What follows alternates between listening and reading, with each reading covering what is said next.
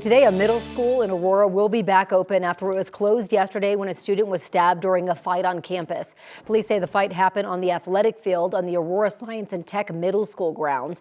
The student who was stabbed is now in the hospital. We have calls in to see how that student is doing this morning. School staff were the first to respond before police arrived on scene. I don't know the specifics, just that it was a one of your typical type of school fights, but what led to it, we don't have the information yet. That'll be part of the investigation. School leaders say reopening today is part of helping students and staff return to a sense of stability. There will be additional safety measures so kids and families feel safe.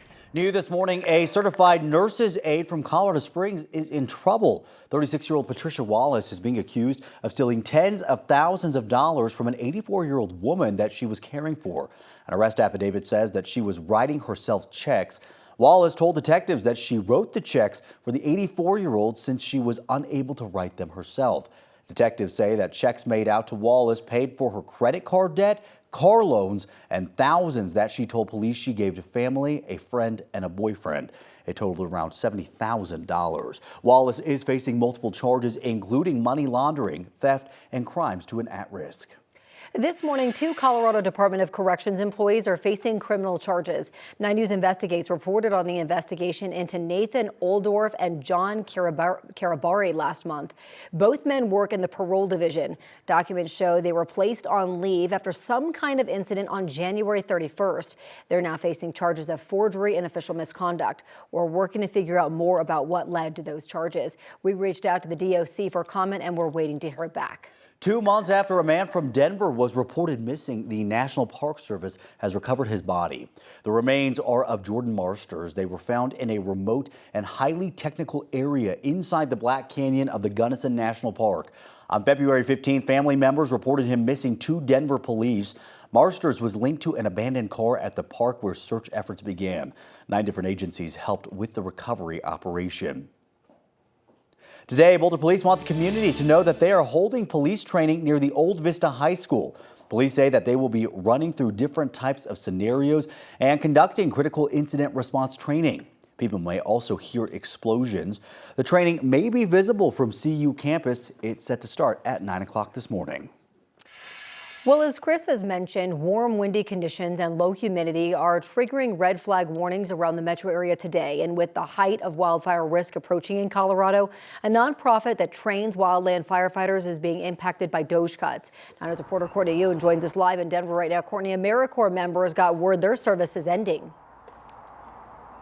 Yeah, that's right, Corey. Colorado Fire Camp is a nonprofit in Salida that has employed AmeriCorps members for the last 20 years. They just had a group of firefighter students that may have been their last. This is the email that a National Civilian Community Corps member got from AmeriCorps. It says, in accordance with an executive order signed by President Trump, service is getting cut early. Kent Maxwell is the fire and forestry coordinator for Colorado Fire Camp. He says their nonprofit develops the next generation of wildland firefighters. AmeriCorps and CCC does fire mitigation work around the county and gets hands-on chainsaw, CPR, first aid, and firefighter training. Now, with these federal cuts, Maxwell says their next deployment of students has been paused, just as they were hoping to have some extra help around the height of wildfire season this summer.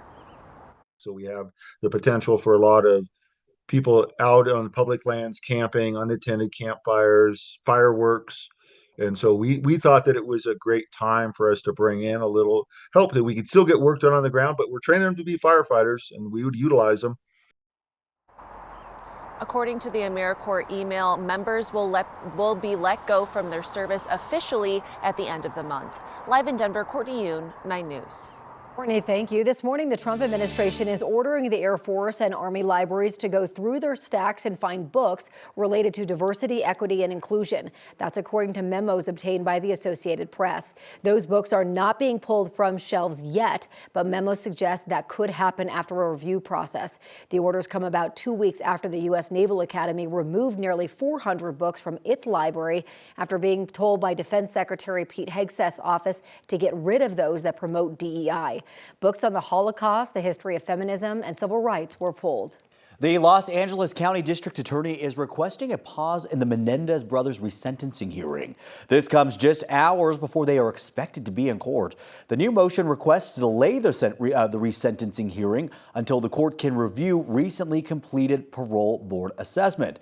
The motion stems from the Menendez brothers' other avenue to freedom, an appeal for clemency from Governor Newsom. In February, Newsom ordered the state parole board perform a risk assessment of Eric and Lyle Menendez as one of the steps toward clemency. The Department of Homeland Security is threatening to revoke Harvard University's ability to enroll foreign students. DHS Secretary Kristi Noem is now demanding detailed records on Harvard's foreign student visa holders' illegal and violent activities. She says the university will lose its student and exchange visitor program certification if it doesn't comply by April 30th. This follows a $2 billion federal funding freeze because the university rejected a previous list of demands. All right, strap in. Roller coaster ride of weather on the way. So today, we're going to top out at 74 degrees around 3 p.m. today. And then 11 p.m. tonight, it's going to be 30 with snow likely for us before midnight. So a dramatic change in temperature on the way for us. Even for Denver standards, this is pretty wild. And Brianna, I've been kind of saying this on social media, but I kind of hope people who are born and raised here in Colorado realize how exceptionally, in my opinion, awesome this kind of weather is. We're one of the few places in not only the country, but the world that gets these sorts of regular dramatic temperature drops just like this. So, Brianna, it's pretty unusual that we get this sort of stuff here. Yeah, very unusual. Chris, thank you so much. I do have a traffic impact alert for you. Come take a look at your screen, especially if you're taking Colfax and Peoria. So we know that the westbound and eastbound lanes are being affected right now, and that's because of this crash that's literally in the middle of the intersection. Sky 9 just arrived to the scene, so we have very limited information. What I can tell you is that Aurora Police is on scene. It looks like 2 vehicles are involved, and there's several debris all scattered all throughout the roadway right now. We do have crews there on scene. Of course, we're going to keep you updated once this crash clears up. But for now, definitely avoid Peoria and Colfax for that morning drive.